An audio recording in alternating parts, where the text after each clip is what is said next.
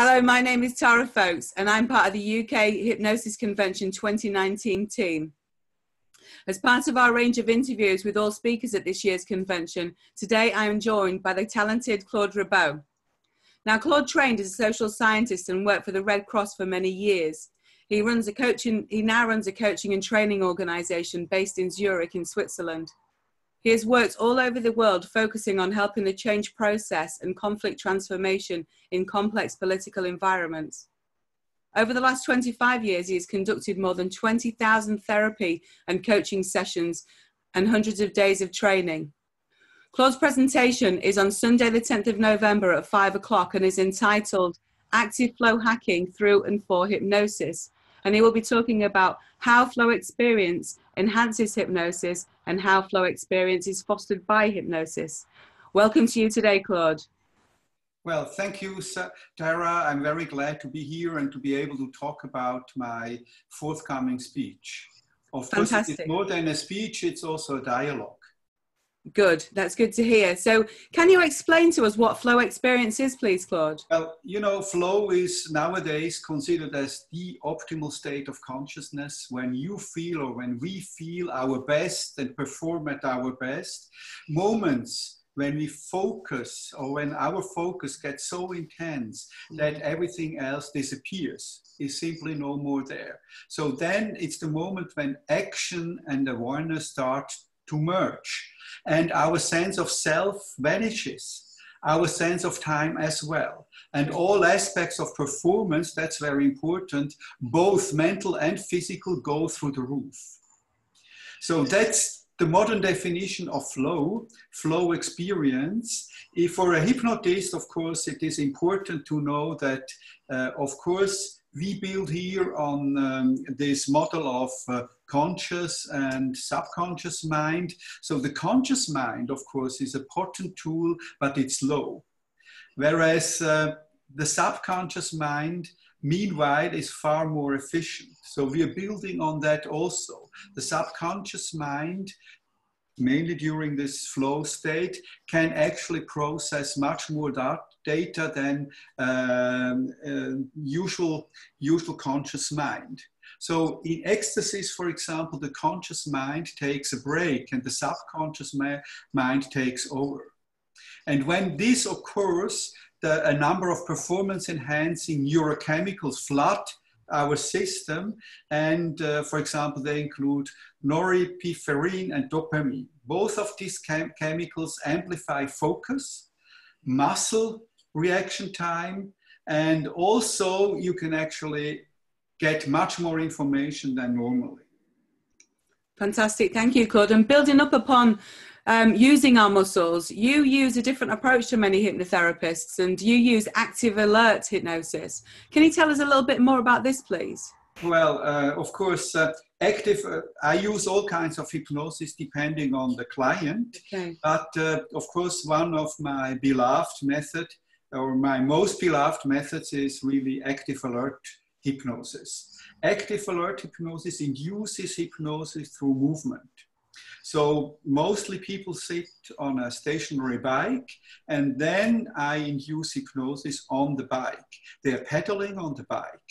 And while they are pedaling, they're more and more getting into a hypnotic state or a hypnotic thinking or a hypnotic, actually, we don't really know if it is a state, but in this case, because research has been with EEG, but it's quite old. So at that moment, the models of hypnosis were still quite a bit old-fashioned. So, but we know that actually hypnotic reactions develop. So we induce activity, we induce focus, we induce concentrate, focus, be attentive, feel like a fresh feeling takes place in your body, and. So it's totally different from relaxation hypnosis, where it's deeper and deeper, and the deeper you go, and all this. So here we say, the more active you get, the more fresh you get, the more attentive you get more and more and more, and you can focus on yourself, on your issues totally. Everything else disappears. Sounds fantastic. Thank you, Claude. Yes. Yes. So, and the good thing is, I mean, in general, you use hypnotic induction to do any kind of coaching or therapy work, and then you dissolve the hypnosis. That's exactly the same with active alert hypnosis. You induce hypnosis, and then once the person is in that active alert hypnosis, you do your normal work, whatever you want to do. Yeah. Of course, there are differences because the client has much more sense of control, because the client is sitting on a bike or any other piece of equipment which is useful. It can be anything, or it can even in walking on just your ground, as yourself have experienced. Yes. So it doesn't matter what it is. It matters that there is movement. Even if it is a very small movement with fingers and things like that, right. It's also movement. So, but of course, if you have more movement, it's better. So that's the interesting part.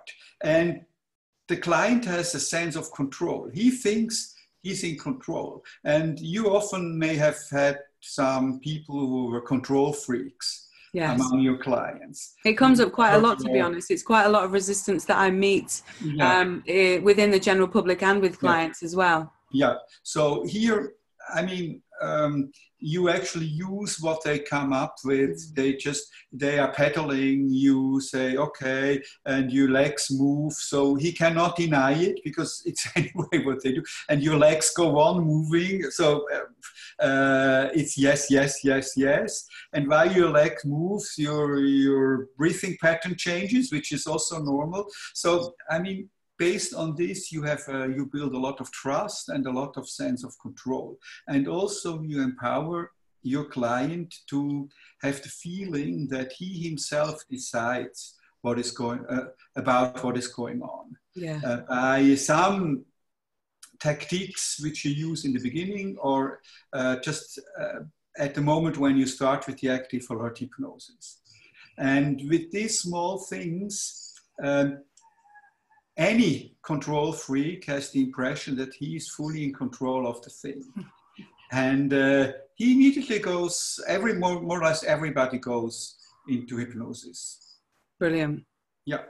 Sounds fantastic. Thank you, Claude. Yeah, no, it's fun. It is very well. From my own experience last year at the UK Hypnosis Convention, I absolutely loved it as being your demonstration, and I loved it as a method of therapy. And it is really interesting that, yes, your legs just move. And although I thought I was walking on the spot, I think I sort of did a figure of 8 and walked around all over the place and found myself banging into things. But yes, like you say, you think that you're in control of it. Your legs move automatically. And that's obviously part of the therapy that you combine, the words that you use when you're using this method.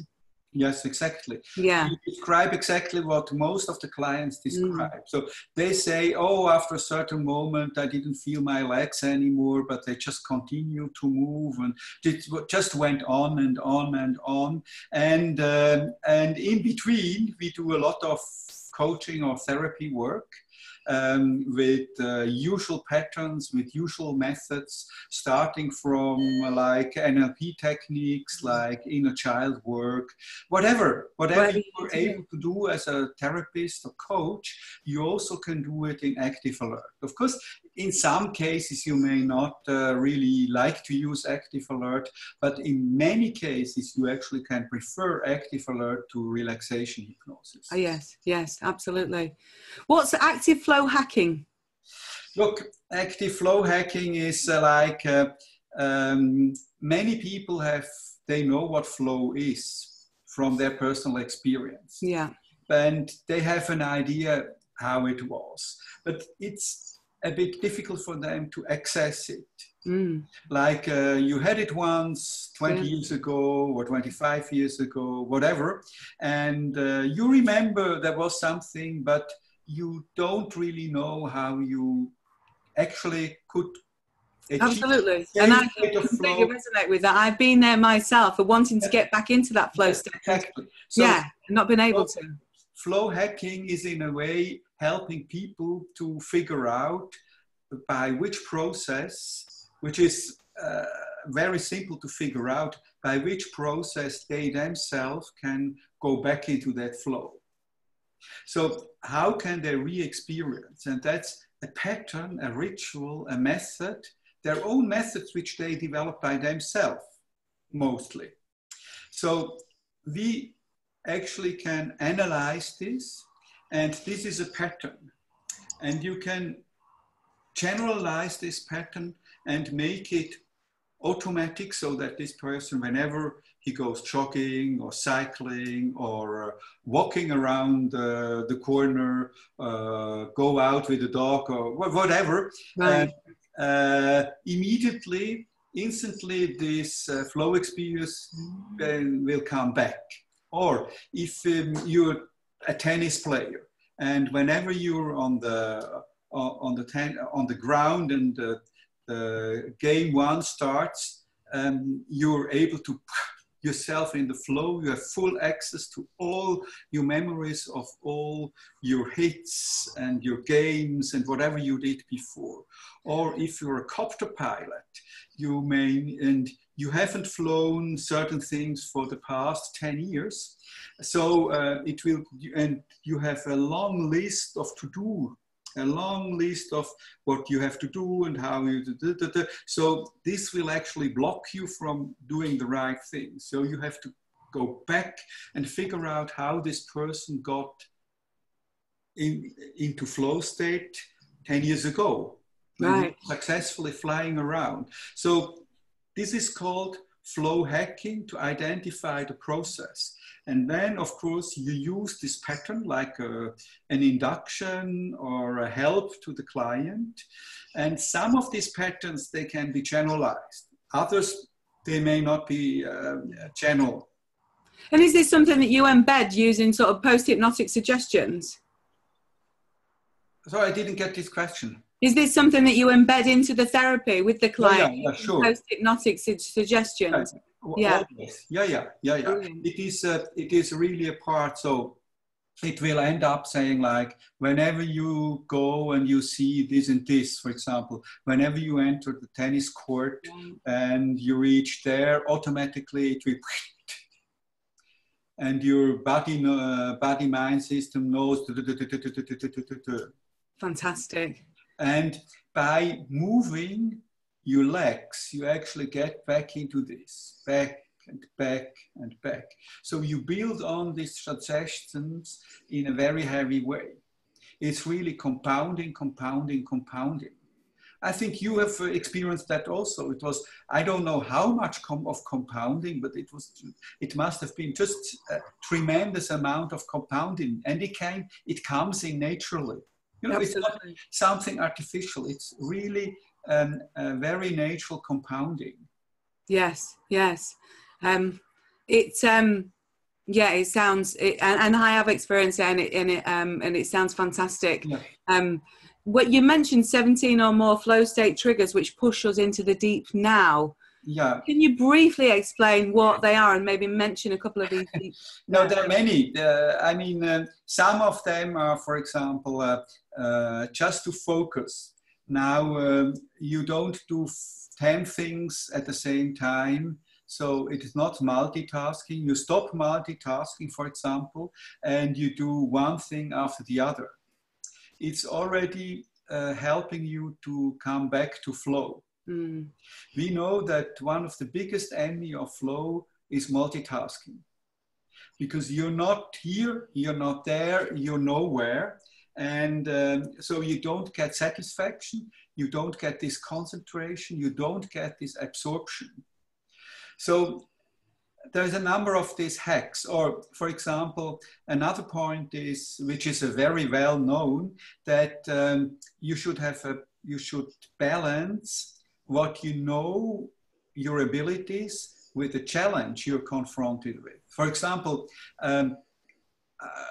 if you have a boy who jumps, I mean, he's an athlete, he's jumping 1.20 meters or something like that. Yeah. So the father comes in and said, well, he has the potential of 1.80. But the boy is frustrated because he never is jumping across 1.80 because he even didn't jump over 125 because he didn't yet get over that point. So the challenge is too big compared to what he knows, to his ability. Yeah. But when the challenge is 122, 125, just a bit more, then there is a big likelihood that that boy achieves flow state. Yes. Yes. So, and this is a metaphor for what you can do at any place. So if you have a job, and if this job gets boring, you are actually going out of flow. Mm. So you have to increase the challenge. Because otherwise your attention goes down, your focus goes down, and you're most likely not to be in flow. So that's another of these methods. So there are 17 at least. Of course, we have many more, 17 of these small methodologies or methods, how you actually can help somebody or yourself actually to be in flow. Yeah. What is enhancing flow, how it really is pushing you to flow. Great, thank you. So these are these elements, and I'm going to speak about all the 17. Maybe some of the participants, they will come up with additional, the number 18, 20 or 30, I don't know. Yeah, well, this is it. We are very open to that, but you know, I look from it from various angles. For example, I look at it from the angle of a manager or boss of a company. So we know that if you're boss of a company and if you yourself are in a flow, it will enhance productivity of the whole company. Yeah. Some people say it will multiply it by 5. Yeah. So instead of 40 hours a week, you work just 8 hours. So yeah. So that we know what we talk about. So now, if the other employees, they also increase their flow experience by 10, 20%, whatever, this again will increase productivity of the whole company. Yeah. So there are some conditions which actually are increasing flow, and others they are destroying flow. Multitasking is one destroying. You can, if you look at a company, for example, here in Switzerland, we have some companies or administrations where people have to take up the phone after not more than 3 or 4 ringings. Yes. So if you have organized that this way, it is most likely that this person has bigger difficulties to be in flow during his work. Then let's say I hear this phone, it's ringing, and I can complete this task, or I can complete it in such a way that I will be able to go back to it in a decent way easily. And then maybe after 6, 7, 8 times of ringing, I take up the phone and I will be fully with the other person on the other side. That's a very good point. Yeah, that is a very good point. And these are the small things which actually help increase flow and which help companies. So we can talk about that also, because we have some responsibility. It's not only hypnosis, which helps a lot, but we also have some, let's say, industrial processes which actually prevent people from being in flow. So we talk also about that a bit. Say that again, sorry. I'm also going to talk a bit about that, because these are very practical things. Once you're, for example, a consultant to a company, you look at these small things which actually make the life of the staff more difficult or less or easier. Yeah, yeah. Very good point. Thank you. Okay, yeah. You talk about us pushing ourselves into a state of peak performance. Yes. Is this something that we can utilize using self-hypnosis? Sure. This is like always, hypnosis is mostly self-hypnosis. And the more you go into self-hypnosis, active alert self-hypnosis, the more actually you know how to do it. So actually people who can, very successful people like managers, athletes, entrepreneurs, they can go into flow almost by will. They know, I want to go, I know the process, I go. Yeah. Maybe they do not succeed every time. Yeah. Like maybe we cannot go to painlessness every time when we do self-hypnosis, but we can learn to do that. So we can learn how to be in an active alert hypnosis, and then how we can access flow by small things, by rituals, by whatever. Brilliant. And this is what everybody does. Whoever is my client or who is in a training to become an active alert hypnotist, they learn self-hypnosis and how to actually apply self-hypnosis then with their clients. Sounds good. Yeah, it's always great. I mean, it's fun. Are there any type of clients that you work with, any specific clients? Yeah, of course, I like, of course, to work with people who like performance, when performance is an issue. Like, of course, athletes want to perform more, managers want to perform longer, better. They don't really like their jobs anymore. Many, they have kind of burnout. They lost their inner fire for their work. So that's a classical situation when you can use active alert hypnosis. Then you have some specific issues. For example, somebody is unemployed. So he's writing letters to possible employers, and he always gets no response. So they are frustrated. Now, such a person, you would be able to help that person in 1 or 2 sessions to overcome his main problems. But here the issue is slightly different, because he, every second or third week, he needs a kind of remotivation, a kick to go on. So in such cases, active alert hypnosis is very good, because you can actually help people. They come in, you assess the state where he is, how is his motivation, then with the new issues you make a next active alert hypnosis, then you plan the next 3-4 weeks what he's doing, again help him to get a positive feeling or to figure out how he can do it, and off he goes, and he will back maybe in 4 weeks, and then again you evaluate what was going on. So that's a bit how you can use it for such cases.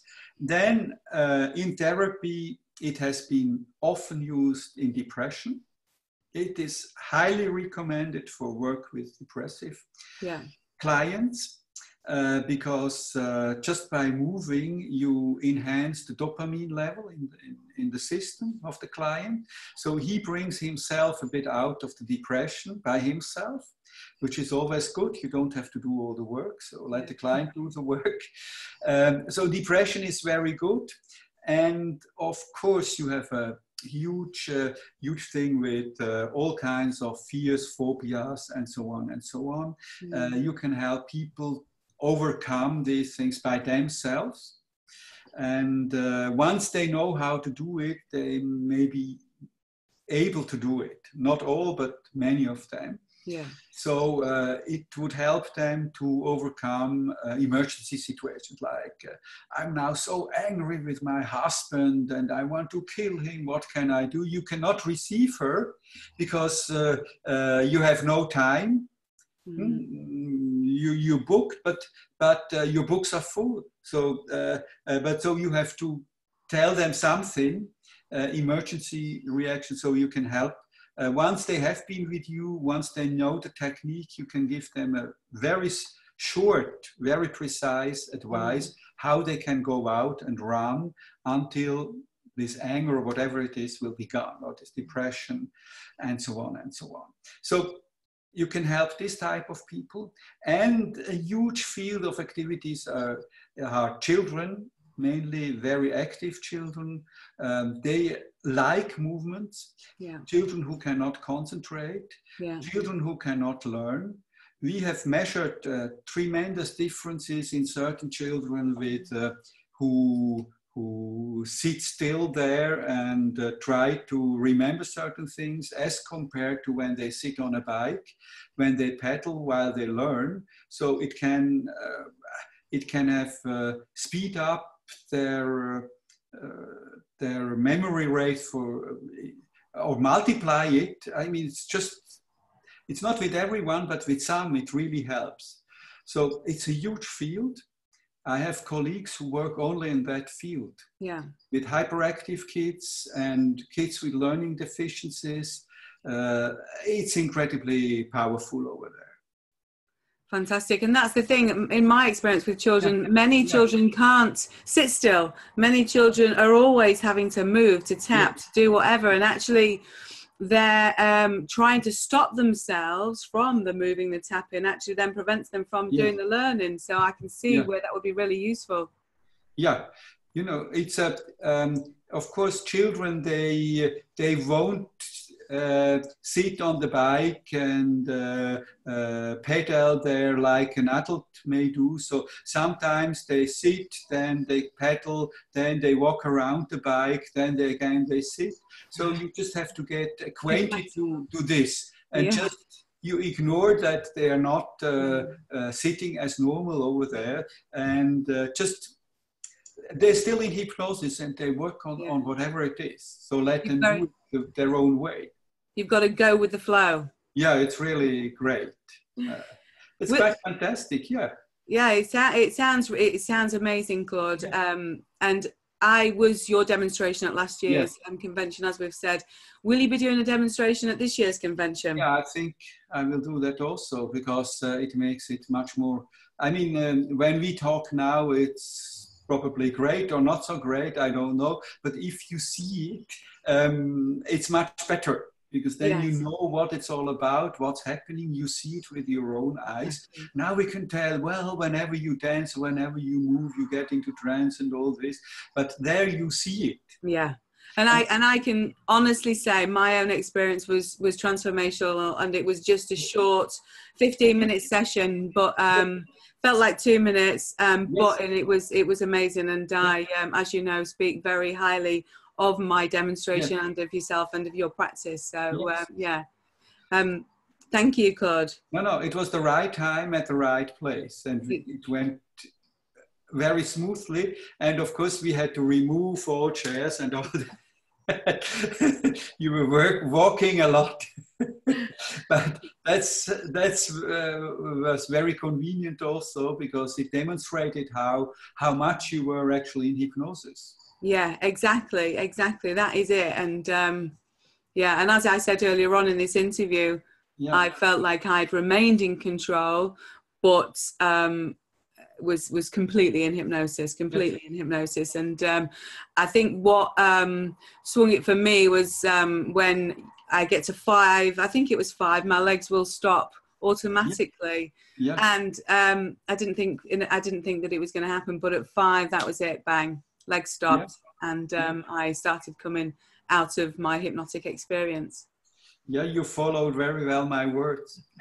A good subject. Yes, highly suggestible. No, I'm joking. So most of the people with this method, probably more or less everyone is suggestible, because everybody will agree to, when he moves his leg, you say you move your leg, you cannot deny it. Yeah. And then you're breathing in, you're breathing out. Can you deny it? No. So it's actually very easy. Well, Claude, it all sounds wonderful, and I'm really looking forward to watching your presentation again this year. If tickets are still available, if you would like to watch Claude, he is presenting, as I've said, on Sunday, the 10th of November at 5 o'clock. Tickets are available at the ukhypnosisconvention.co.uk, and I look forward to seeing you there, and seeing you there, Claude, as well. Thank you for joining me today. I can guarantee you that this will give you the kick back home. Because usually towards the end of a conference, people are slightly tired. But in this case, this will be, let's say, the final kick, the final final motivation, the final motivation to bring to life whatever you will have learned during that conference. What a wonderful way to end the convention. Thank you so much. Okay. Thank you, Dara. Thank you. Take care. Take and care. I'll see you in November. Yes, see you.